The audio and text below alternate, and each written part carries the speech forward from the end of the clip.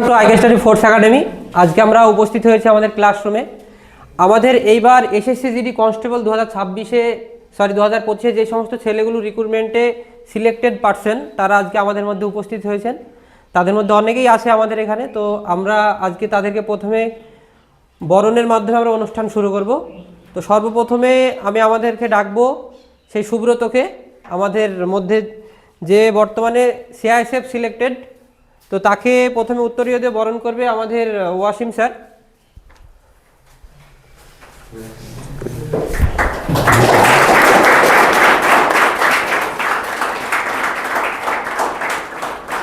এবং তারপরেই আমি বলবো যে ওকে একটা ফুলের মালা দিয়ে বরণ করার জন্য দিলবাগ স্যারকে ডাকবো।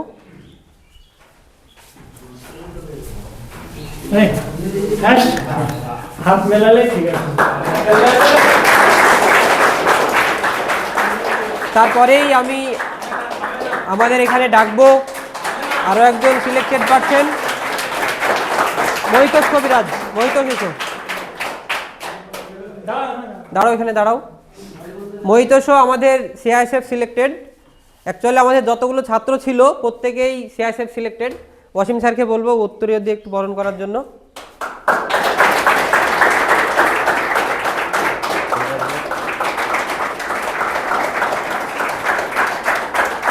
দিলবাগ স্যারকে বলবো ফুলের মালা দিয়ে বরণ করার জন্য।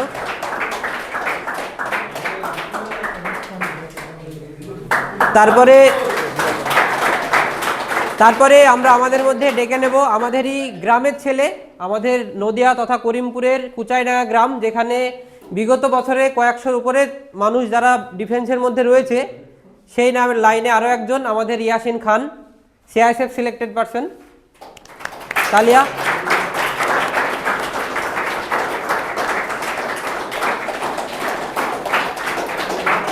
তাকে বলবো ওয়াসিম স্যারকে উত্তরীয় দিয়ে বরণ করার জন্য।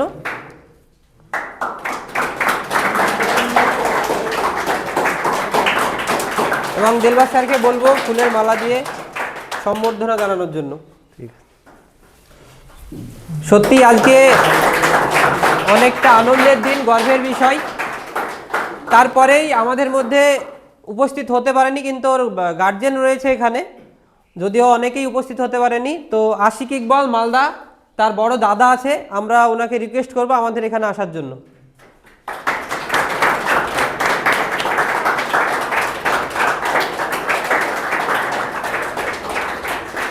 এদিকে আসুন দাদা, আপনি প্রথমে ফুলের তোড়া দিয়ে একটু। হ্যাঁ হ্যাঁ, ওই আসলে আশিক ইকবাল আমাদের মধ্যে উপস্থিত রয়েছে, কিন্তু যেহেতু ওর একটা ছোট ভাই আছে, সেও চাকরির জন্য বর্তমানে চাকরি প্রার্থী। তো তার স্বপ্ন যে তারা দুই ভাই একসঙ্গে মালা পরবে, সেই জন্য সে নিজে মালা পরতে চাইছে না আর কি। ঠিকই আছে। তো আজকের এই যে দিনটা, যে আমরা প্রত্যেকেই যারা আমাদের এবং সকলের পরিবারের মুখে, তার পরিবার সহ প্রতিবেশীর মুখে হাসি ফোটাতে পারি। আজকে আমাদের এখানে আইকেস্টাডি আবাসিক কোচিং সেন্টার আইকেস্টাডি ফোর্স একাডেমিতে যতজন সিলেক্টেড হয়েছে প্রত্যেকে সিআইএসএফ, একজনও নেই যে বিএসএফে সিলেক্টেড হয়েছে। তো তার পেছনে একটাই কারণ, একটাই রহস্য। আমরা এখানে যারা পরিচালনা করি তারা আমাদের হতে পারে ইনস্টিটিউটে ছাত্র সংখ্যা কম, কিন্তু বড় বড় একাডেমির থেকে আমরা যে খাটনির যে ব্যাপারটা, যে পরিশ্রমের ব্যাপারটা, আমাদের শিক্ষক মহাশয়রা যথেষ্ট, তাদের মেহনত 100% দেওয়া থাকে। কিন্তু বাকি যারা আজকে সিলেক্টেড হয়নি তাদেরকে বলবো, আমাদের এমন কেউ নেই যে ম্যারিট থেকে বাদ গেছে, এমন কেউ নেই, হয়তো দু একজন রানে বাদ গেছে। আর বাদ বাকি যারা আজকে আসতে পারেনি, আপনারা হয় সামনে ভিডিও দেখবেন অথবা পূর্বে ভিডিও দেখে নিয়েছেন। সিলেক্টেড পারসন অনেকেরই বাড়িতে আমরা গিয়েছি, তাদের সাক্ষাৎকারের ভিডিও করেছি, মা বাবার সঙ্গে কথা বলেছি। সেই সমস্ত ভিডিও আমাদের অলরেডি আপলোড আছে, অথবা আপনি ভবিষ্যতে দেখতে পাবেন দু একদিনের মধ্যেই। তো এবার আমি বলবো আমাদের টনিক ভাইকে সকলকে একটি করে মিষ্টি খাইয়ে মিষ্টি মুখ করানোর জন্য।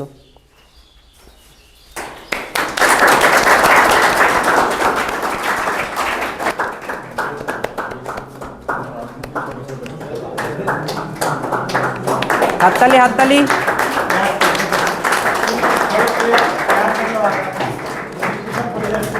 ভালো ক্রিকেটার, তার পরিচয় একটা দিল ইয়াসিন।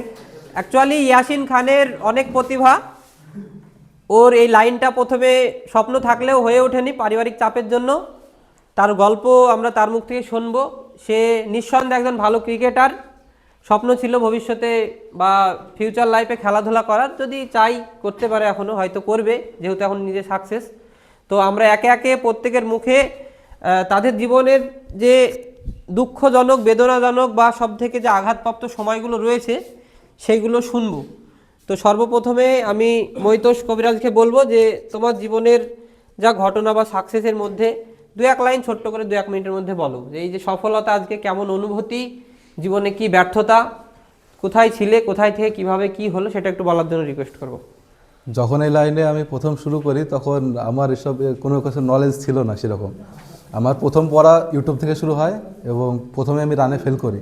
তারপরে আমি সেন্টারে আপনাদের সাথে যেটা দেখা করি, আর আপনারা সে সময় বলেছিলেন যে তুমি যদি সেন্টারে আসো তোমাকে মানুষের মতো মানুষ তৈরি করবো, নিশ্চয়ই কোনো একটা সফলতার দিকে তোমাকে নিয়ে যাব।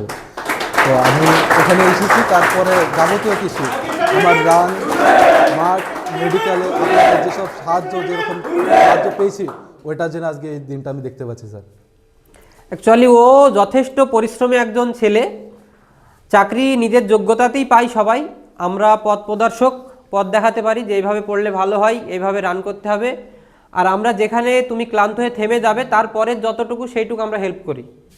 আজকে 5 কিলোমিটারের জন্য তোমার ভিতরে অলরেডি 3 কিলোমিটারের স্টেমিনা থাকেই, বাকি যে 2 কিলোমিটার নির্দিষ্ট টাইমের মধ্যে ঢোকার জন্য প্রয়োজন সেইটা আমরা তৈরি করি। কিন্তু পরিশ্রম তোমাকেই করতে হবে, পড়াশোনা তোমাকেই করতে হবে। মৈতোষ যথেষ্ট পরিশ্রমী ছেলে।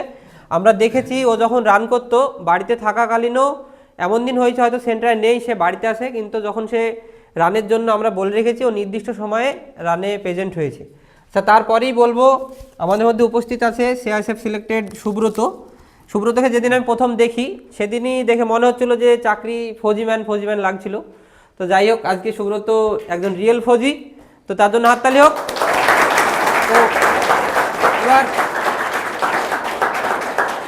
আমাদের সুব্রত নিজেও একজন অ্যাথলেটিক। তো আমি বলবো যে ওর জীবনের দুঃখজনক 2-1টা কথা বলার জন্য, যেখান থেকে মনে হয়েছে যে রিকভার করা উচিত বা এই লাইনে আসা বা ড্রিম কি ছিল তোমার, একটু বলো। সবাইকে, স্যারেদেরকে অনেক ধন্যবাদ আমাকে আজকে এখানে উপস্থিত করিয়ে দেওয়ার জন্য, চাকরি পাইয়ে দেওয়ার জন্য। আমার লাইফে পড়াশোনা শেষ করার পর আমি মোটামুটি 6 বছর বাড়ির কাজ করতাম।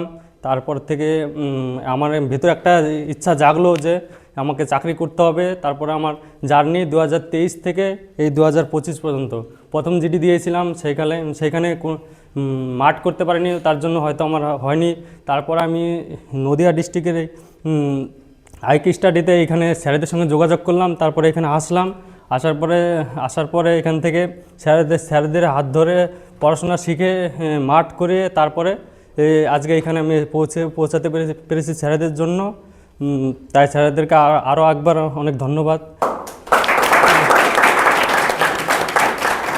এছাড়াও সুব্রত আজকে নিজে সিলেক্টেড হওয়ার পরপরই তার বাড়ির যে আশেপাশে 2টো ভাইকে আমাদের মধ্যে নিয়ে এসছে, 3জনকে। তাদেরকে বলবো একটু আসার জন্য এখানে, যাতে ভবিষ্যতে তারাও এই যে আজকের এই দিনটা সেটা যেন তারাও দেখতে পারে। আজকে অলরেডি এরা 3জন আমাদের এখানে অ্যাডমিশন নিল।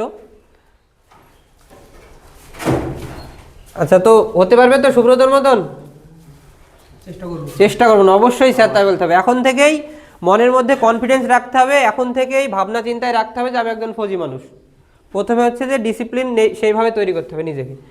তো ঠিক আছে, তারপরে আমি বলবো যে আমাদের ইয়াসিন খানকে আপনারা অনেকেই চেনেন, যারা আমাদের ভিডিও দেখছেন ফেসবুকের মাধ্যমে। আমাদের করিমপুরে প্রত্যেকটা মানুষই ইয়াসিন খানকে চেনেন, কারণ ও একজন ভালো ক্রিকেটার। আজকে ইয়াসিনের মুখ থেকে শুনবো যে তার জীবনের 2-1 মিনিট যদি বলে আমাদের সামনে। আমার নাম ইয়াসিন খান। আমি নদিয়া জেলা করিমপুর অঞ্চলে কুচাডাঙ্গা গ্রামে বসবাস করি। আমার গ্রাম থেকে আমার বাড়ি থেকে সেন্টার 1 কিমি দূরত্ব। তো আমি প্রথমে 2024-এ আমি মেরিটে বাদ গিয়েছিলাম। তো 2025-এ আমি অবশ্যই ভালো পরিশ্রমের পর সাকসেস হয়েছে।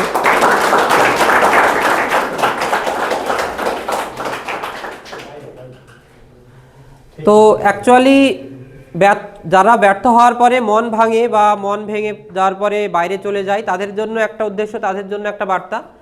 যদি ও 2024 সালে সিলেক্টেড হতো তাহলে হয়তো বিএসএফ হতো। আমি যদিও বিএসএফকে ছোট করছি না, কিন্তু যেটাও স্বপ্ন, প্রত্যেকের একটা স্বপ্ন থাকে, ওর একটা স্বপ্ন ছিল যে সিআইএসএফ হবে। আজকে কিন্তু কিছুটা সময়ের ব্যবধানে সে আজকে সিআইএসএফ। তো ওই জন্য প্রত্যেককে বলি যে উপরবেলা যেটা ভাবনা চিন্তায় রাখে সেটা হয়তো আমরা ভাবতে পারি না, মানে আমাদের ভাবনার উপরেই উপরবেলার ভাবনা চিন্তা থাকে। তো ওই জন্যে যখনই মনে হবে যে ব্যর্থতা, সেটা কখনোই ভাঙা যাবে না সেখান থেকে, কারণ ব্যর্থতাটা নতুন কিছু না, সফলতাটাই আশ্চর্যজনক।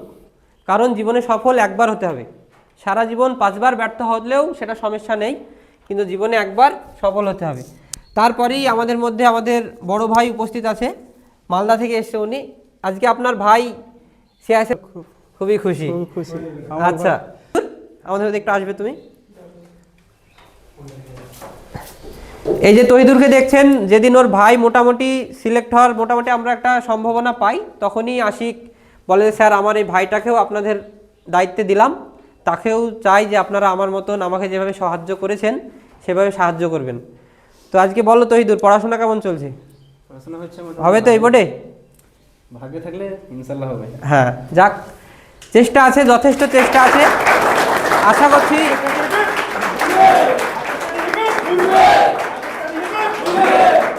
আশা করছি আপনারা হয়তো সামনের যে ভিডিওটা দেখবেন 2026-এর রিক্রুটমেন্টের সাকসেস স্টোরি আমরা যেগুলো দেব, তার মধ্যে আমাদের তহিদুরের নাম থাকবে। তো এই ছিল আজকের ছোট্ট ভিডিও। আর দর্শকদের উদ্দেশ্যে একটা বার্তা, যারা যদি আপনি গার্জেন হয়ে থাকেন, বলবো আপনার ছেলের বয়স যদি 16-17 হয় বা 18-19, যত আপনার ছেলের বয়স অল্প থাকলেও আপনি আমাদের এখানে অ্যাডমিশন করাতে পারেন, সেক্ষেত্রে ফার্স্ট অ্যাটেম্পে চাকরি পেয়ে যাবে। আমরা চেষ্টা করব, আমাদের সর্বোচ্চ দিয়ে চেষ্টা করব, অ্যাকচুয়ালি তার পরিশ্রম সেই করবে, আমরা ঠিকঠাক পথ দেখাবো, এতটুকুই। আর যারা তোমরা ম্যারিট থেকে বাদ গেছো তাদেরকে বলবো হতাশা হবে না, তোমাদের জন্য একটি বিশেষ সুবর্ণ সুযোগ আমাদের আইকে স্টাডি নিয়ে এসছে। তোমরা যদি আমাদের এখানে অ্যাডমিশন করো, সম্পূর্ণ ফ্রি অফ কস্টে অ্যাডমিশন হতে হবে, থাকা খাওয়া পড়াশোনা সমস্ত কিছু ফ্রি অফ কস্ট, এর জন্য কোনো কিছু টাকা দিতে হবে না। ফাইনাল সিলেকশনের পরে আমরা একটা সামান্য ডোনেশন তোমাদের কাছ থেকে অনুদান হিসেবে নেব। তারপরেই বলবো যে যারা যারা কেপিতে পিলি পাস করবে সম্ভাবনা রয়েছে, যারা বেঙ্গল পুলিশ মাঠ ফেল করেছো তারাও হতাশ হবে না, আমাদের সঙ্গে যোগাযোগ করো। তো আজকের ভিডিও এই পর্যন্তই। Thank you for watching my video.